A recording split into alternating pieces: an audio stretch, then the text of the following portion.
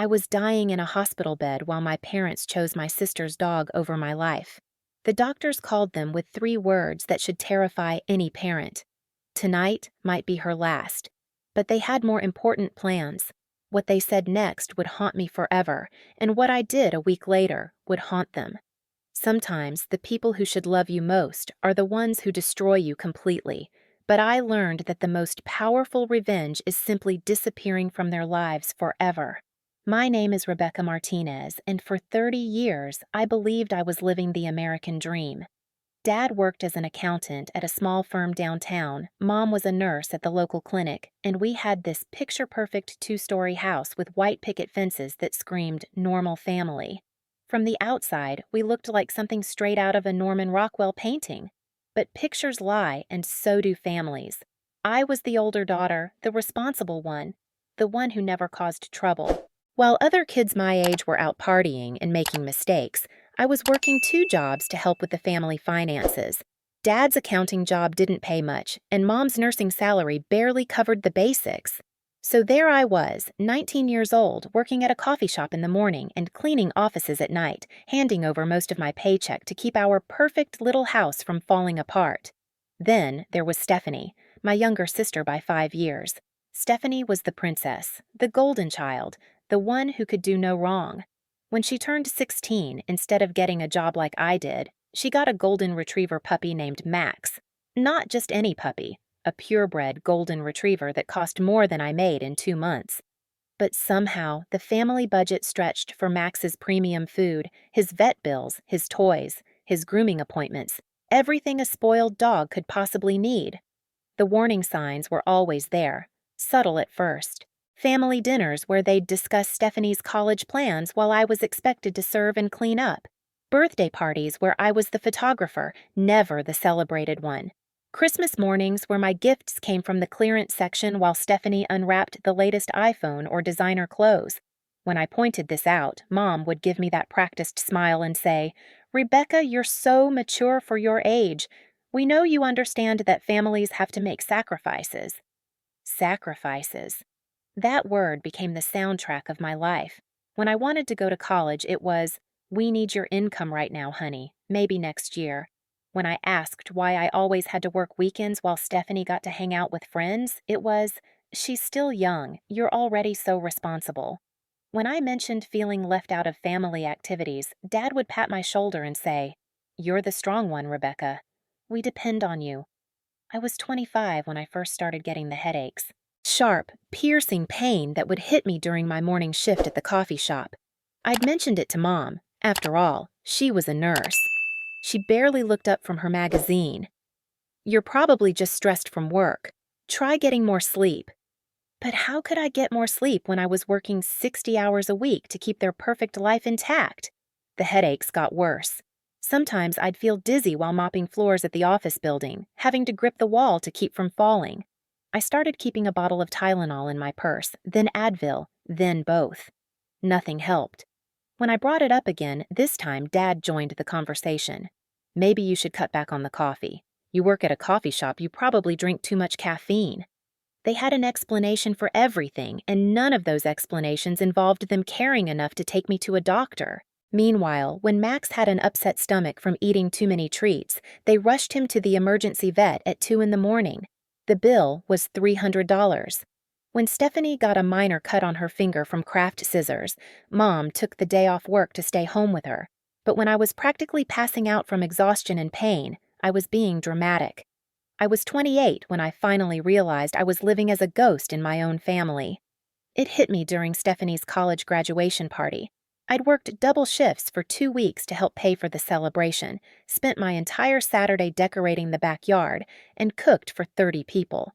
As I was cleaning up afterward, I overheard Mom talking to her sister on the phone. "Oh, Rebecca?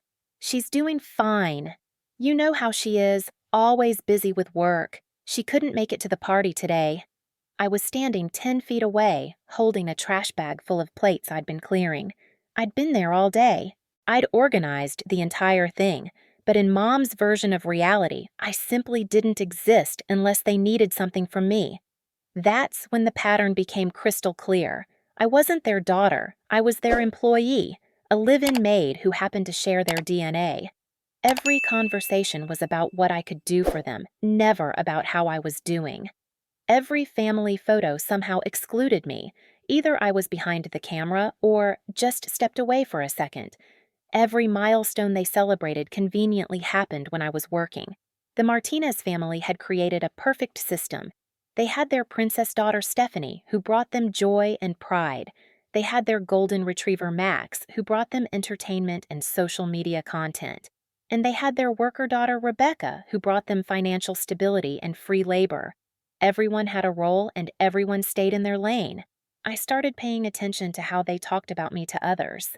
"Rebecca's always been independent," they'd say, as if working 60 hours a week at 28 was a lifestyle choice rather than a necessity to keep their household running.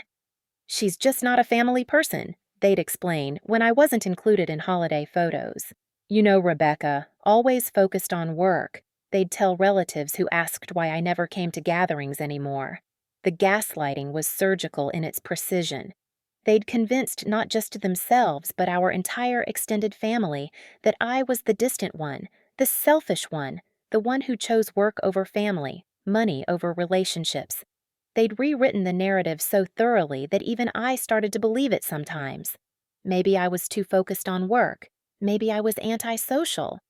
Maybe I didn't deserve the same love and attention they showered on Stephanie and Max. By the time I turned 30, I was trapped in a cycle I couldn't see my way out of.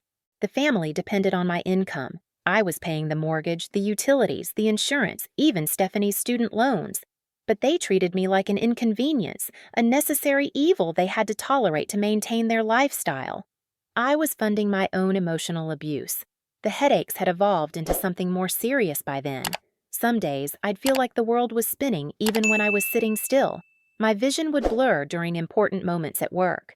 I'd started having trouble remembering simple things, like whether I'd locked my car or turned off the coffee machine. But every time I mentioned these symptoms, the response was the same. Stress, caffeine, poor sleep habits, too much screen time, anything but the possibility that something might actually be wrong. I remember the exact moment I should have realized how deep the dysfunction ran. It was a Tuesday morning in March. I'd woken up with the worst headache of my life, so severe that I'd thrown up twice before even getting out of bed.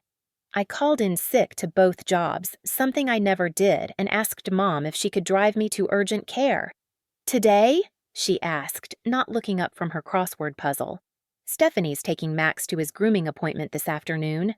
I promised I'd drive them since her car's in the shop.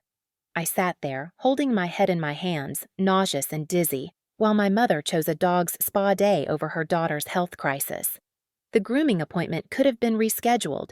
Stephanie could have taken an Uber. There were a dozen solutions that didn't involve leaving me to suffer alone. But in the Martinez family hierarchy, Max's comfort ranked higher than Rebecca's survival. That should have been my wake-up call.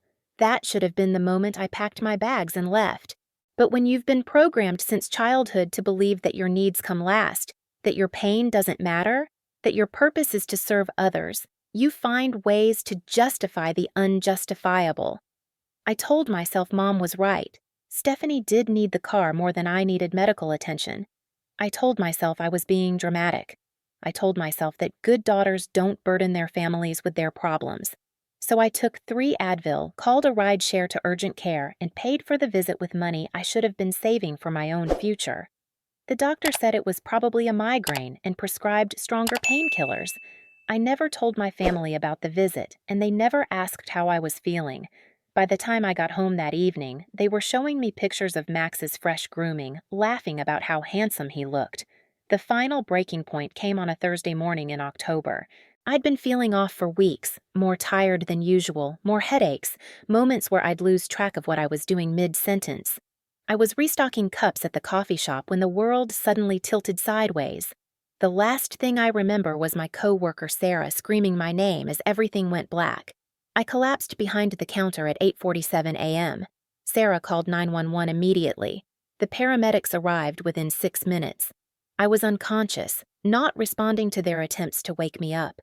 My blood pressure was dangerously low, my heart rate erratic. They loaded me into the ambulance and rushed me to St. Mary's Hospital, sirens blaring. In the emergency room, the doctors worked frantically to figure out what was wrong. Blood tests, CT scans, an MRI. My brain was bleeding from an aneurysm that had been building pressure for months, maybe years. The headaches I'd been complaining about weren't stress or caffeine or poor sleep. They were my brain's desperate attempts to warn me that I was dying. Dr. Patricia Wilson, the attending physician, made the call that should have brought my family running. She dialed the emergency contact number I'd listed on my employment forms, my parents' landline. Mom answered on the third ring. "Mrs. Martinez, this is Dr. Wilson at St. Mary's Hospital. Your daughter Rebecca has been admitted to our ICU. She suffered a brain aneurysm and is currently unconscious. We need you to come in immediately." There was a pause. Then, "Oh, how serious is it?" "Mrs. Martinez, tonight might be her last. She's in critical condition and we need to discuss treatment options with her next of kin." Another pause, longer this time. I can only imagine Mom calculating whether this was worth interrupting her day. Finally, "We can't. Our other daughter is walking her dog right now and we promised we'd help her. Can this wait until later?" Dr. Wilson told me later that she'd had to repeat herself 3 times.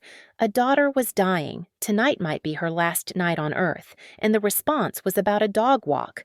Even a medical professional who'd seen everything couldn't comprehend that level of callousness. "Ma'am, I don't think you understand. Rebecca needs her family here now. She may not survive the night."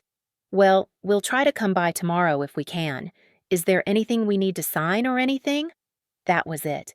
No panic, no rushing to the hospital, no rearranging of schedules. Just a casual promise to try to come by tomorrow if we can, as if I were a distant acquaintance rather than their daughter fighting for her life.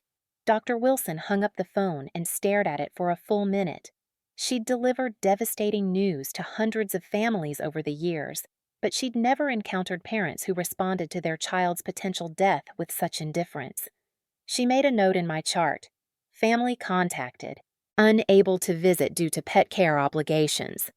And so I spent the first night of my potential last nights on Earth completely alone. No flowers, no worried faces, no hands holding mine. Just the steady beep of machines keeping me alive and the occasional check from nurses who couldn't understand why my room was always empty.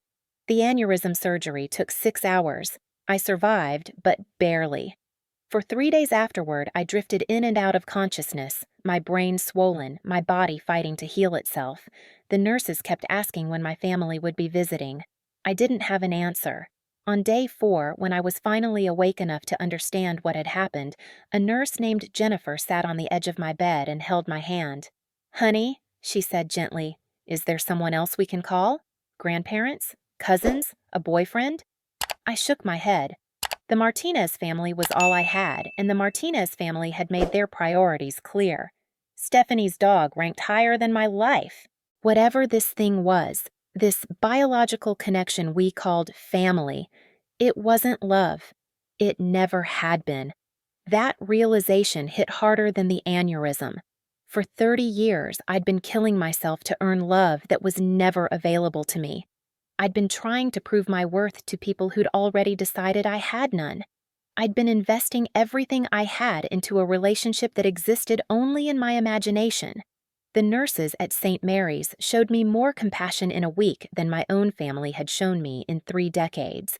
They checked on me every hour, brought me extra blankets, stayed late to chat when I couldn't sleep. These strangers cared more about my recovery than the people who'd raised me. On day 7, I was finally stable enough to start planning my discharge. That's when I made the decision that would change everything. I called my insurance company and confirmed what I already suspected. I could be released to any address I wanted. I didn't have to go back to the Martinez house. I didn't have to return to the place where I was valued less than a golden retriever. I spent that afternoon planning my exit strategy. I had some money saved. Not much, since most of my income went to family expenses, but enough for a security deposit on a small apartment. I had my own car, my own insurance, my own phone plan. The only thing tying me to that house was habit and misplaced loyalty. That evening, Dr. Wilson stopped by for one final check. "Your recovery has been remarkable," she said. "Most patients with aneurysms this severe don't bounce back this quickly. You must have a lot to live for." I looked at her and smiled for the first time in weeks. I'm just getting started. The next morning, while my parents were probably discussing Stephanie's weekend plans or Max's upcoming vet visit, I was signing discharge papers and walking out of St. Mary's Hospital as a completely different person. The old Rebecca, the one who sacrificed everything for family approval that would never come, had died in that ICU. The woman walking out was someone new, someone who finally understood her worth. I had one last thing to do before I started my new life. I owed my parents an explanation, a final communication that would make everything clear, not because they deserved it, but because I needed the closure. So I went home one last time, not to stay, but to leave something behind, something that would help them understand exactly what they'd lost when they chose a dog over their daughter's life. I sat in my hospital bed on that 7th night, staring at the ceiling tiles I'd memorized during my recovery, and felt something I'd never experienced before. Absolute clarity. For 30 years, I'd been living in a fog of obligation and false hope, convincing myself that if I'd just tried harder, sacrificed more, proved my worth repeatedly, my parents would finally see me as their daughter instead of their personal ATM. But lying there alone while they chose a dog's comfort over my survival, the fog lifted completely. This wasn't love. This had never been love. Love doesn't calculate the inconvenience of a child's medical emergency. Love doesn't weigh a daughter's life against a pet's grooming schedule. Love doesn't require you to earn it through decades of financial support and emotional neglect. I wasn't angry anymore. Anger requires caring about someone's opinion, and I'd finally stopped caring about theirs. Instead, I felt something more powerful: freedom. The freedom that comes from realizing you've been trying to win a game that was rigged from the start, and the only way to win is to stop playing entirely. That night, I made a decision that terrified and exhilarated me in equal measure. I was going to disappear from their lives completely, not dramatically, not with screaming matches or ultimatums, but quietly, systematically, permanently. I was going to give them exactly what they'd already shown me they wanted: a world without Rebecca Martinez in it. But first, I needed to understand what I was walking away from. I spent the next few hours on my phone, scrolling through our family's social media accounts with new eyes. There was Stephanie's Instagram, full of photos with Max, pictures of family dinners I wasn't invited to, vacation selfies from trips I'd helped fund but wasn't included in. Mom's Facebook showed constant updates about her baby girl Stephanie and her fur grandbaby Max, but you'd have to scroll back months to find a single mention of me.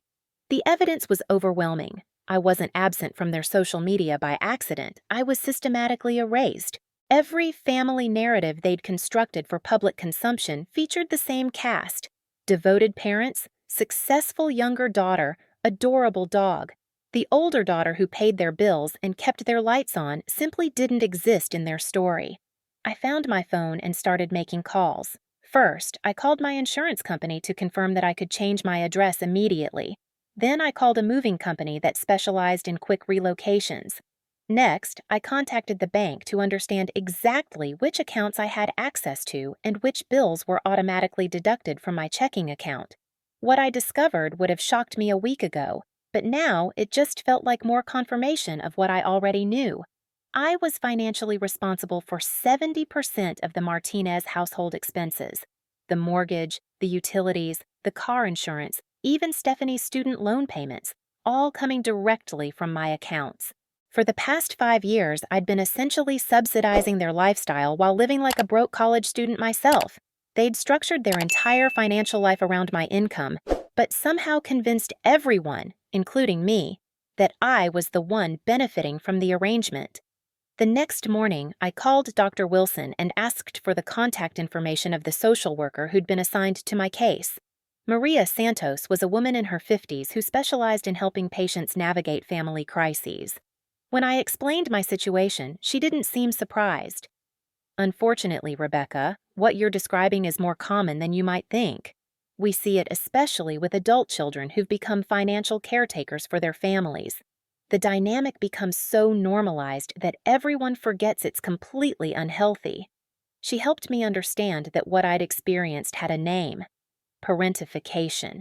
I'd been forced into the role of financial parent to my own parents while they treated me like an employee.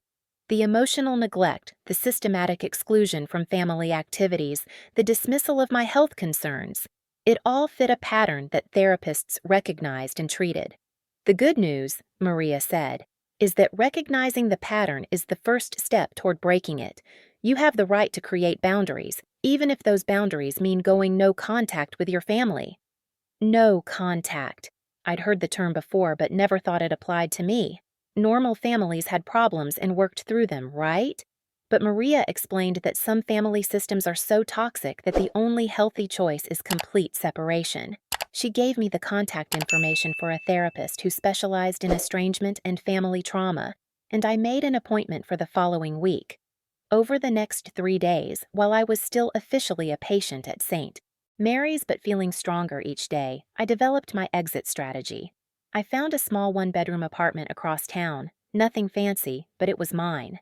The deposit and first month's rent would take most of my savings, but for the first time in my adult life, I'd be paying rent on a place where I was wanted. I arranged for my belongings to be moved while my parents were at work. Most of my things were in my bedroom anyway: clothes, books, my laptop, a few personal items. I didn't want anything from the common areas of the house. Those belonged to the Martinez family, and I was no longer a member. The hardest part was making the financial changes. I called every company, every bank, every automatic payment system, and began the process of removing myself from their accounts. The mortgage would revert to being solely my parents' responsibility. The utilities would need to be transferred to their names. The car insurance, the credit cards I'd been paying off, the streaming services, even the premium cable package, all of it would stop flowing from my bank account. I calculated that the Martinez household was about to lose $3,400 per month in income. They'd have about 2 weeks to figure out how to cover the gap before the first bills came due. After 30 years of taking my financial contributions for granted, they were about to learn exactly what I'd been worth to them all along. But I wasn't doing this out of spite. I was doing it out of necessity. Every dollar I'd given them over the years was a dollar I hadn't invested in my own future, my own dreams, my own life. At 30, I had virtually no savings, no retirement account, no college degree because I'd been too busy funding theirs. It was time to start building a life for myself instead of subsidizing theirs. The therapist, Dr. Sarah Chin, helped me understand that what I was feeling wasn't cruel. It was healthy. "You've been trained to believe that your needs don't matter," she explained during our first session. "But setting boundaries isn't about punishing them. It's about protecting yourself." She helped me draft what she called the letter, a final communication that would explain my decision without leaving room for negotiation or manipulation. It needed to be clear, definitive, and impossible to misinterpret. On my last day in the hospital, I wrote the letter that would end my relationship with the Martinez family forever. I wrote draft after draft, trying to find the right words to explain 3 decades of pain and neglect, but every version came out either too angry or too apologetic, and neither felt right.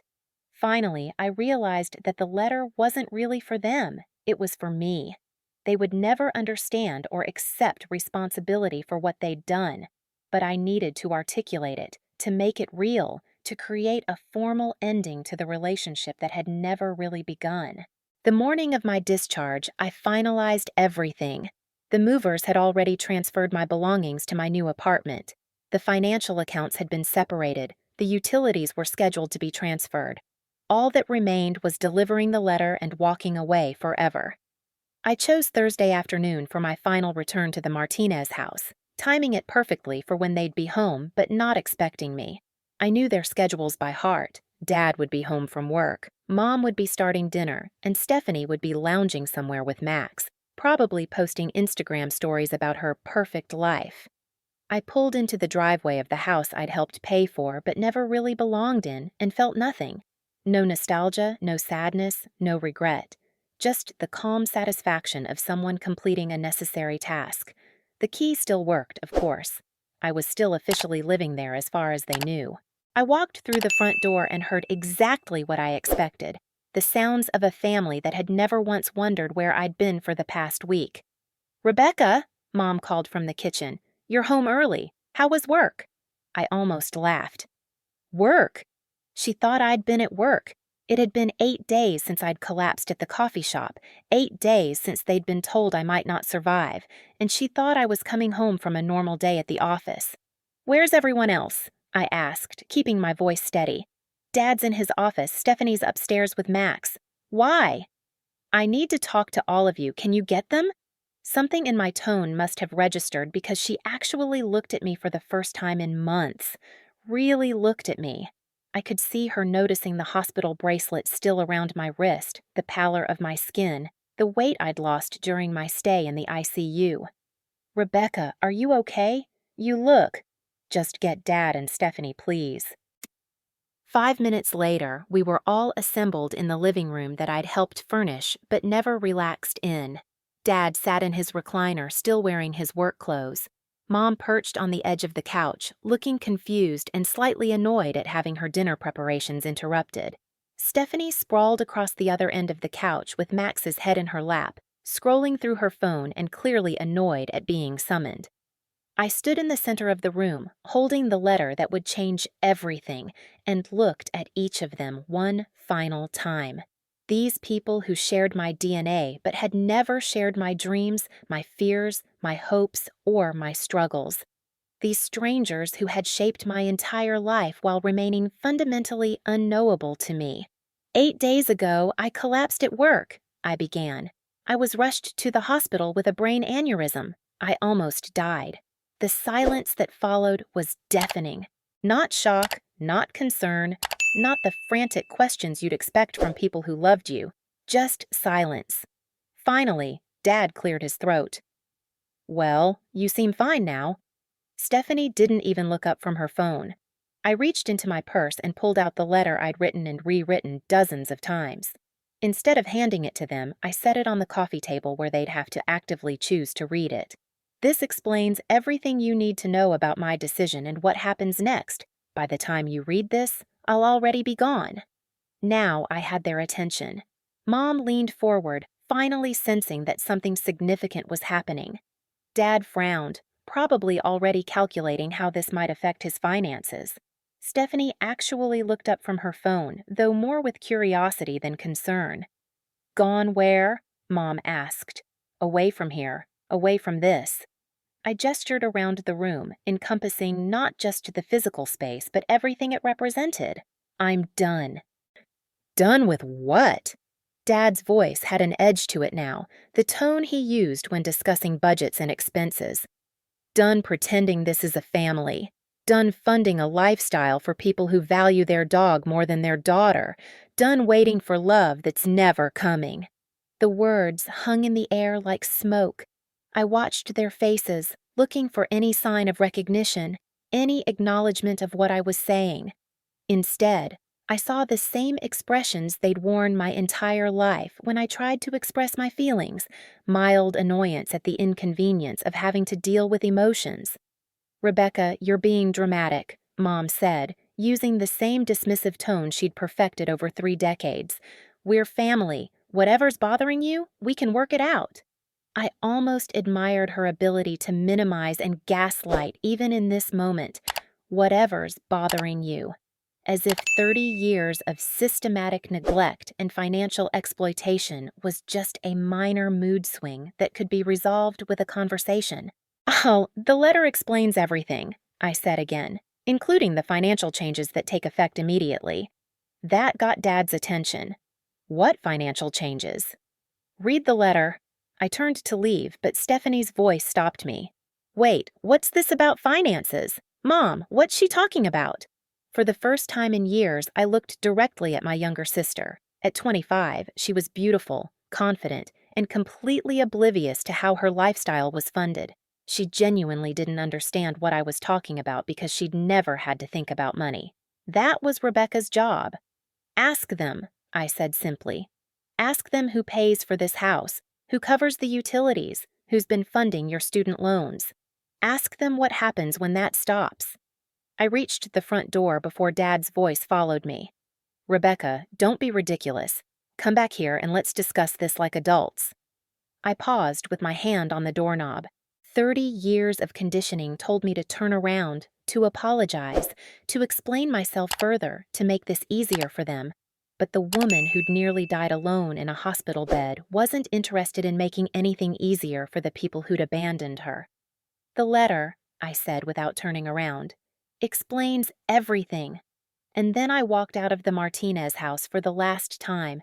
I sat in my car for a moment, looking back at the white colonial that had never really been my home, and waited to feel something: sadness, regret, fear, any of the emotions you're supposed to feel when you cut ties with your family forever.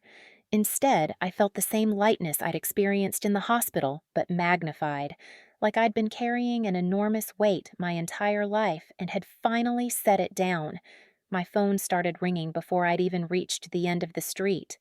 Dad's number flashed on the screen. I declined the call and immediately blocked his number. Then Mom's, then Stephanie's.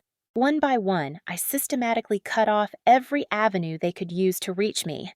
By the time I reached my new apartment, my apartment, where no one could demand explanations or financial contributions or emotional labor, the calls had stopped.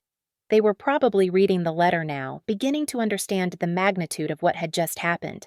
3 hours later, I was sitting in my empty living room, eating takeout Chinese food and feeling more peaceful than I had in years, when the pounding started on my door. Loud, aggressive, desperate. The sound of people who'd finally done the math and realized what they'd lost. I didn't answer. I didn't even get up from my spot on the floor where I was eating lo mein straight from the container.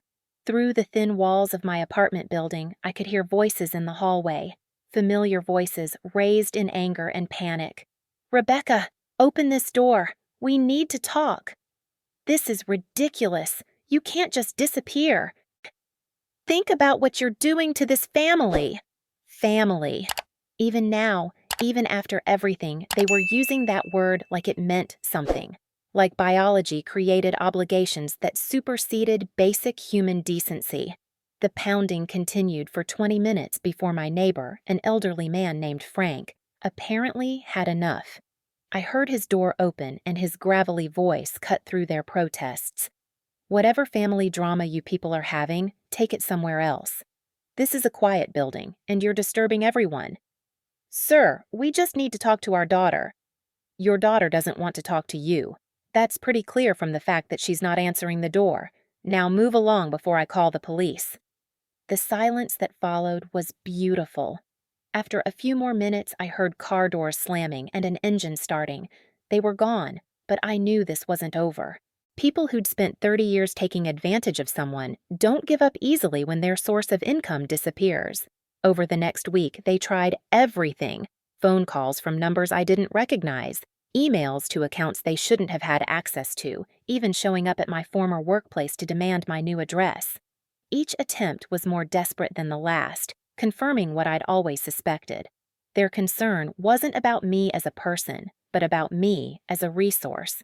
The coffee shop manager, Sarah, who'd been the one to call 911 when I collapsed, told me later about their visit. "Your mom came in asking where you lived now. When I said I couldn't give out employee information, she actually said, 'But we need her to pay the mortgage.' Not, 'We're worried about her,' or 'We love her.' 'We need her to pay the mortgage.' I thought that was pretty telling." It was telling. It was also liberating. Every desperate attempt to contact me, every financial manipulation they tried, every guilt trip they deployed just reinforced that I'd made the right decision. They weren't trying to repair a relationship. They were trying to reclaim an asset.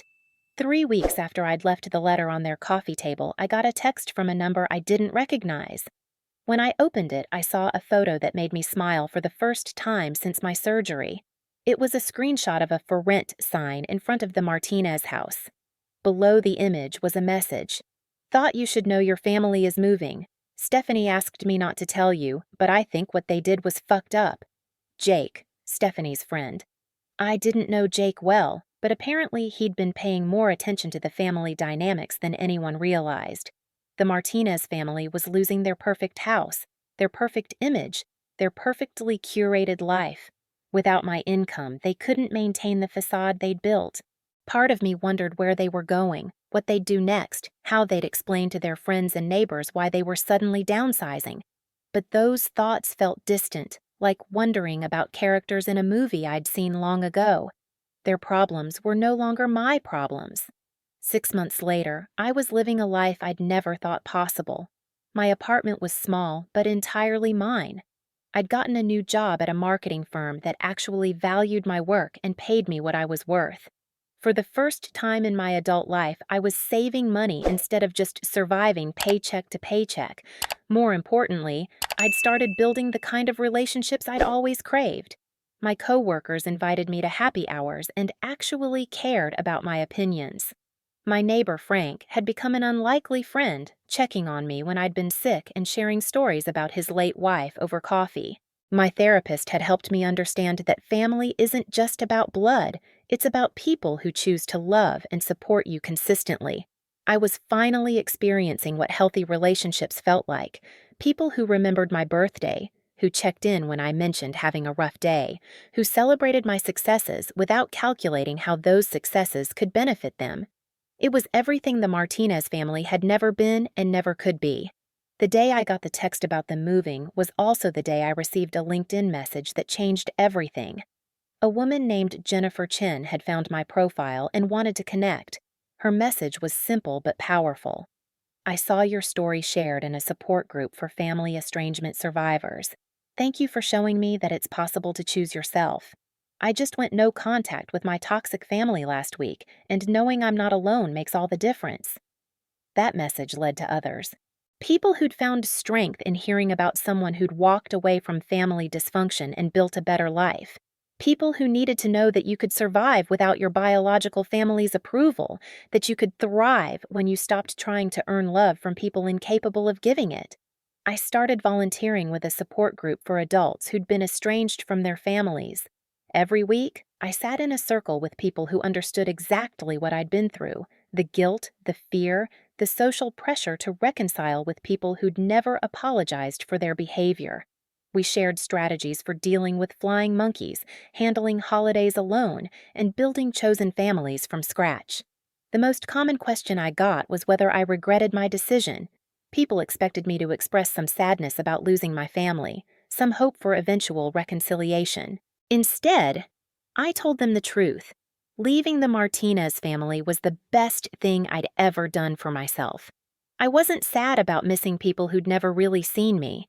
I wasn't hoping to reconcile with people who'd valued a dog over my life. I was grateful for the hospital stay that had forced me to see the truth, grateful for the clarity that had given me courage, grateful for the chance to build a life based on mutual respect and genuine care. The scar from my brain surgery served as a daily reminder of how close I'd come to dying while chasing approval that was never available. But instead of being a symbol of trauma, it had become a symbol of rebirth. The old Rebecca, the one who sacrificed everything for scraps of conditional love, had died in that ICU. The woman who emerged was someone entirely new, someone who knew her worth and refused to accept anything less than she deserved.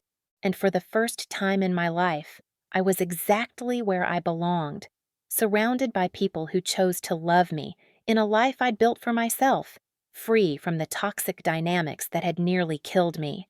The Martinez family could keep their perfect house and their golden dog and their princess daughter. I had something infinitely more valuable: peace.